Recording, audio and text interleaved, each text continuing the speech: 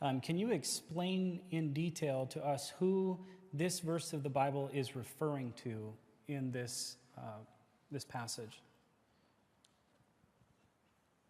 In detail, in a minute?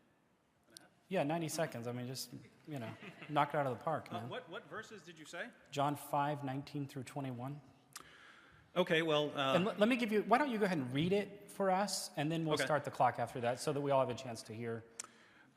Therefore Jesus answered and was saying to them, Truly, truly, I say to you, the Son can do nothing of himself unless it is something he sees the Father doing. For whatever the Father does, these things the Son also does in like manner. For the Father loves the Son and shows him all things that he himself is doing, and the Father will show him greater works than these so that you may marvel.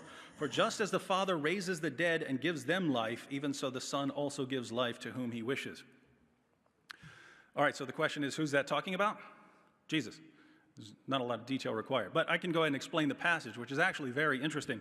Muslims often quote this passage where Jesus says of himself he can do nothing and say, you see there, that means he's a prophet. If you actually look at what he's responding to, not so much. In verse 17, Jesus is working on the Sabbath, and they say, they respond, how are you working on the Sabbath? And he says, my Father's working now, and I myself am working also. You see, the Jewish rabbis had said that God is the one who continues working even on the Sabbath because he's sustaining the universe. And then Jesus says, well, I get to do that sort of thing as well. And then so they accuse him of claiming to be another God. They accuse him of claiming to be equal with God. So Jesus is a separate deity, according to them. Jesus corrects this interpretation by saying, what are you talking about? Of myself, I can do nothing. In other words, separate from the Father, as some sort of separate being, I couldn't do anything. But then he claims to be, he fills us in on who he really is, but he says that he's the one who judges the dead, and he's the one who raises the dead. And he concludes, because we stopped at verse 21, let me give you the reason why he says this.